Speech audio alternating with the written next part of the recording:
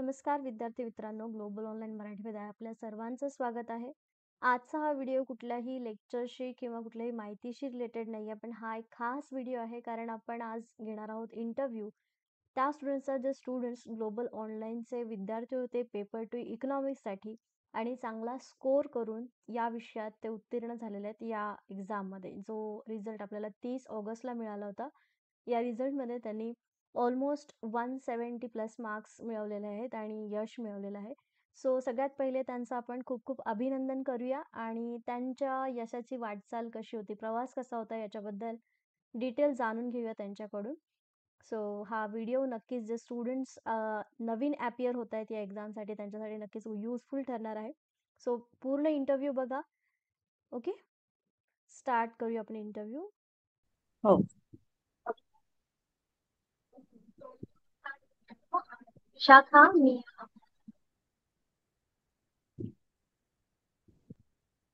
Ma'am तुमचा आवाज आवाज येत नाही. आता येतो आवाज व्यवस्थित? हो हो, आता येतो. ओके. तो आपल्यासोबत आज रुपाली मॅम आहेत, ज्या या 2008च्या 2020 एक्झाम क्रॅक केलेले त्यांनी इकॉनॉमिक्स.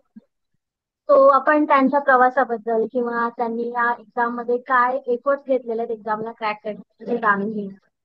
तर रुपाली मॅम, सगळ्यात पहिले आम्हाला तुमचा थोडासा परिचय करून द्या की तुम्ही सध्या काय एक्झाम प्रिपेअर करताना म्हणजे तुम्ही काय काय केलं.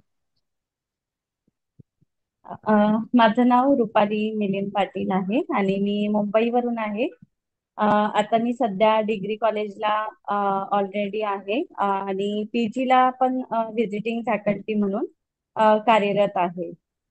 इकॉनॉमिक्स या सब्जेक्ट मध्येच मी गेली 10 वर्ष टीचिंग फील्डमध्येच आहे आणि स्वतः प्रिपरेशन मी सेल्फ स्टडी करून करत होते, पण गुरु शिवाय मार्ग दिसत नाही असं म्हणतात.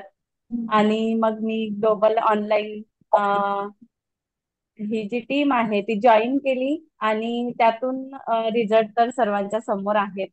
हम्म. त्यासाठी सगळ्यात आधी thank you so much global online Marathi team. कारण माझ्या ह्या सक्सेसच्या पाठीमागे माझी मेहनत तर आहेच, पण त्यासोबतच तुमची सर्वांचीही मेहनत आहे. कारण प्रॉपर मार्गदर्शन, गायडन्स, तुम्ही मार्ग दाखवला आणि त्यातून आज या यशाच्या पायरीवर मी चढू शकले. कारण अ, हा माझा चौथा अटेम्प्ट होता. 3 अटेम्प्ट मध्ये माझं थोडस म्हणजे 1.33 ने मागची सेट मी राहिले होते. पण म्हणतात ना की अपयश ही यशाची पहिली पायरी पहिली आहे. पाहिजे. तर अपयशातून आपण खचून जायचं नाहीये. तर आपण नक्कीच कुठेतरी काहीतरी कमी पडतंय किंवा आपलं जे प्रयत्न आहे ते कमी कुठेतरी होत आहेत, याचं अनालिसिस करणं ही तेवढंच महत्वाचं आहे. बरोबर. आणि आपण ज्या वेळेस अनालिसिस करतो त्यानंतर मग आपल्याला आपल्या चुका किंवा काही केलेले जे काही मिस्टेक आहे ते आपल्याला समजतात आणि मग आपण त्यातून चांगलं सक्सेस अचीव्ह करू शकतो, चांगले मार्क्स आपण आपल्या सब्जेक्ट मध्ये स्कोअर करू शकतो. आणि त्यासाठी पेपर 1 आणि पेपर 2 दोन्हीही मी ग्लोबल ऑनलाईन या प्लॅटफॉर्म वरून प्रिपरेशन केलं.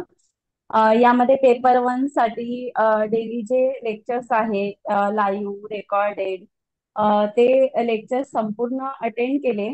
त्यामध्ये नेहाल सरांचे जे लेक्चर्स होते ते स्पेशली जास्त मी अटेंड करायचे, कारण खूप छान सरांचं क्वालिटी मटेरियल होतं. टीचिंग खूप छान होतं त्यांचं. सर्व जे काही डाऊट होते ते क्लिअर करत होते. आणि ह्या सर्व गोष्टी तर आहेच, पण आपल्या स्वतःमध्ये सुद्धा एक डिसिप्लिन हवं असतं. कारण डिसिप्लिन शिवाय यश मिळत नाही. आणि ते डिसिप्लिन म्हणजे काय? ते डिसिप्लिन म्हणजे काय तर आपण रोज आपली कन्सिस्टन्सी असणं महत्वाचं आहे. पेपर 1 साठी मग DI ची प्रॅक्टिस, पॅसेज प्रॅक्टिस असेल, ह्या गोष्टी आपण करणं खूप गरजेचं आहे. कारण पेपर 1 मध्ये काही युनिट खूप इझी आहे, ज्यामध्ये आपण चांगला स्कोर म्हणजे 5 पैकी 5 मार्क्स मिळवू शकतो. त्यापैकी मग मी सांगेल की कम्युनिकेशन आहे किंवा एन्व्हायरमेंट आहे. त्याचबरोबर टीचिंग ऍप्टिट्यूड आहे. हे युनिट खूप इझी आहे. आणि त्याच्याच जोडीला डीआय आहे. डीआय मध्ये पण जर आपण आतापर्यंतचे पेपर अनालिसिस केले तर मध्ये आपल्याला 3 टाईपचे डीआय दिसतात. 3 टाईपचे डीआय म्हणजे त्यामध्ये एक तर टेबल फॉर्मॅटमध्ये एक डीआय असतो. त्याचबरोबर एक बार चार्ट असतो, बार ग्राफ टाईप मध्ये. आणि तिसरा म्हणजे पाय चार्ट असतो. आणि हे 3 डीआय असतात. मला डीआय खूप हार्ड जात होतं आणि डीआय न केल्यामुळेच माझं सेट क्वालिफाय होणं राहून जात होतं. आणि या वेळेला मी अनालिसिस करताना मी 3 टप्पे लिहिले की डीआय मध्ये पाय चार्ट, बार चार्ट आणि टेबल फॉर्म हे 3 येतात.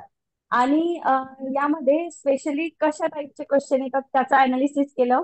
एक प्रश्न तिघी डीआय वर असतो, तो म्हणजे ऍव्हरेज, हम्म, सरासरी. हम्म, आणि दुसरा प्रश्न असतो रेशो आणि प्रपोर्शन, गुणोत्तर हम्म, आणि प्रमाण. तिसरा प्रश्न पर्सेंटेज. हे 3 प्रश्न तर फिक्स आहेत. हम्म, हम्म. ते वेगवेगळ्या पद्धतीने सॉल्व्ह केले जातात, पण हे 3 प्रश्न फिक्स आहेत. आणि बरोबर. 2 प्रश्न असतात ते थोडेसे किचकट लेवलचे असतात किंवा खूप काही वेळेला खूप इझी असतात. म्हणजे गॅप काढणं, जसं आताच डीआय सेटचा होतं. पॅटर्नच या आहे, पाच वेळेच्या पैकी एक्झाम 3 क्वेश्चन तुम्ही मध्ये डीआय सॉल्व्ह करू शकता. 2 मध्ये तुम्हाला थोडी ट्रिक युज करावी सॉल्व्ह लागते. करूच शकतो. Right, right. हो, ओके. हो. आणि मग म्हणजे या तुम्ही, वेळेला मी डीआयचं पण छान केलं होतं. ओके. आणि तुम्ही काही स्ट्रॅटेजी व्यवस्थित म्हणजे फॉलो केली होती का? तुम्ही वर्किंग पण होतात आणि तुम्हाला अभ्यास पण करायचा होता. काय स्ट्रॅटेजी फॉलो केली होती? कोणत्या वेळेला स्टडी करायचं वगैरे? अ, मी वर्किंग होते. 6 तास तर वर्किंग आवर्स मध्ये होते. पण ज्या वेळेला मी आफ्टरनूनला घरी यायचे त्याच्यानंतर मग थोडं आवरलं की पेपर 1चा मी स्टडी करायचे, कारण थकलेलो असायचो. आणि हम्म, थोडं पेपर 1ची स्टडी म्हणजे माझा आवडीचा पेपर होता. पेपर 1 मला खूप आवडायचा, कारण त्यामध्ये जे युनिट होते खूप छान होते. रिसर्च वगैरे हे माझं खूप आवडीचं.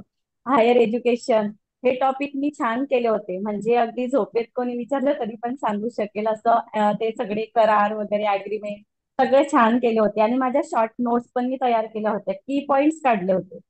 म्हणजे जे पण ग्लोबल ऑनलाईनला पीडीएफ वगैरे प्रोव्हाइड केले जात होते त्यातून की पॉइंट्स मी शॉर्टकट मध्ये माझे स्वतःचे तयार केले होते, की जे आपण पूर्ण एक्झामला जाण्याआधी 1 ते 1.5 तासामध्ये मी वाचू शकेल.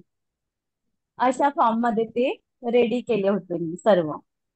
आणि प्लस पेपरचं अनालिसिस प्रिव्हियस इयरचे जवळजवळ 2011 पासून ते 2024 सर्व पेपर अनालिसिस विथ ऑप्शन असं पूर्ण अनालिसिस केलेलं होतं.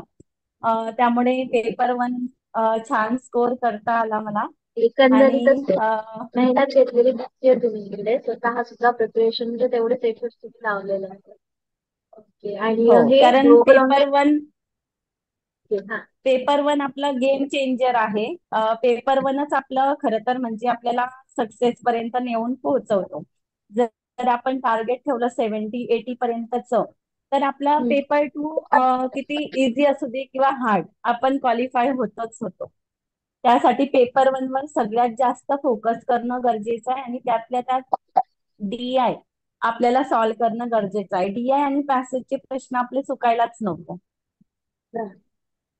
ओके. आणि हे ग्लोबल ऑनलाईन पेपर 1 टीमने साठी. तुम्हाला कशा पद्धतीने मदत केली? म्हणजे एक्झॅक्टली कुठे हेल्प झाली तुम्हाला ग्लोबल ऑनलाईन? तुम्ही सुरुवातीला मेन्शन केलंय तसं की तुम्हाला म्हणजे तुम्ही तिथून स्टार्ट केलंय, म्हणजे आधी जे अपयश आलं ते आत्ताच्या यशामध्ये तुम्हाला ग्लोबल ऑनलाईन ही मदत केली. पण थोडक्यात तुम्ही सांगू शकता जॉईनिंग मदत, पेपर 1 पेपर 2 दोन्हीसाठी मदत झाली? पेपर 1च तर मी आता तुम्हाला सांगितलंच आहे. पेपर 2 मध्ये सुद्धा इकॉनॉमिक्स म्हणजे विशाखा मॅडम तर तुमचेही रेकॉर्डिंग लेक्चर्स आणि लाईव्ह लेक्चर्स रोज आम्ही करायचो. त्याचबरोबर काही प्रश्न असायचे ते विचारायचो, तर त्याचा आन्सर तुमच्याकडनं येत होतं. आणि विथ म्हणजे विश्लेषण अनालिसिस करून सर्व पेपर 2 आपण व्यवस्थित करून घेतलं आमच्याकडनं. त्याचबरोबर टेस्ट म्हणजे पेपर 1च्या पण जवळजवळ 70 टेस्ट सॉल्व्ह केल्या सर्व. पेपर 2च्या पण जवळजवळ 20 टेस्ट तर प्रॅक्टिस म्हणून होते आणि तशा ऍपमध्ये तर भरपूर टेस्ट आहे.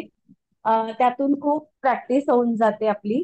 कारण इकॉनॉमिक्स मध्ये कॉन्सेप्ट क्लिअर करणं खूप गरजेचं आहे. कारण आपला इकॉनॉमिक्स सब्जेक्ट असा आहे की तो ऍप्लिकेशन बेस्ड आहे. तेच आणि आहे. क्वेश्चन पण त्याच टाईपचे येतात की म्हणजे बरोबर. ऍप्लिकेशन तुम्ही कसं कराल. आणि ते जर आपल्याला जमलं तर मग इकॉनॉमिक्स मध्येही स्कोर आपण चांगला करू शकतो. त्यामध्ये डेली बेसिसवर आपले एमसीक्यू सॉल्व्ह करणं गरजेचं आहे.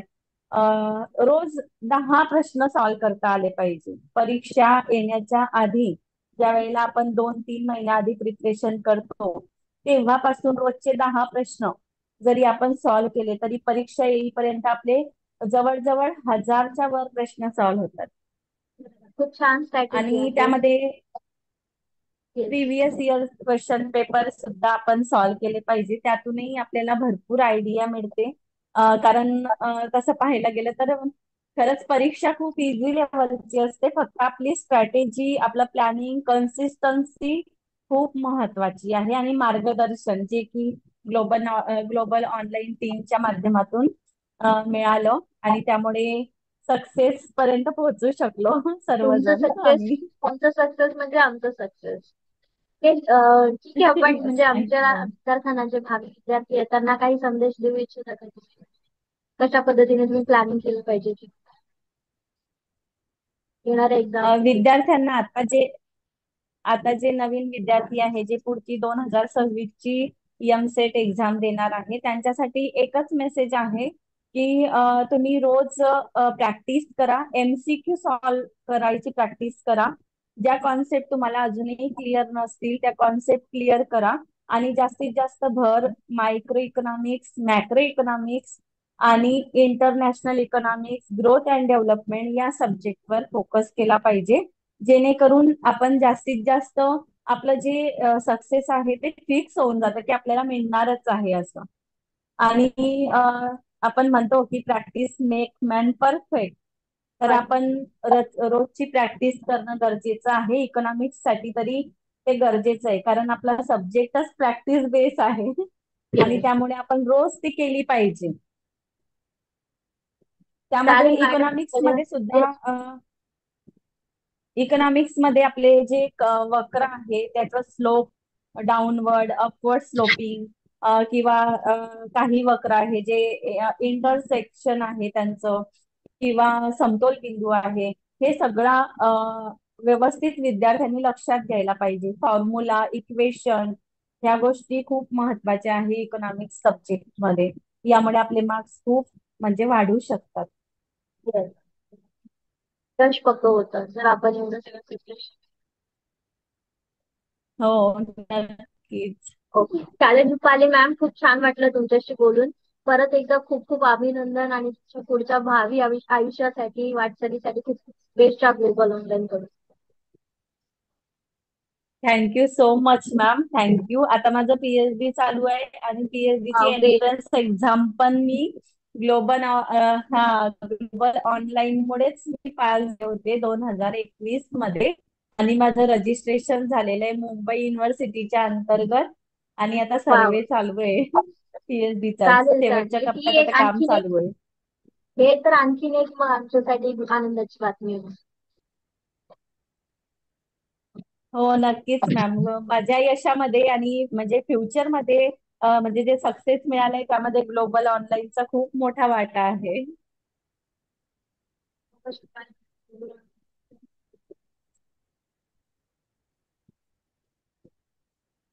Thank you, thank you so much ma'am, thank you.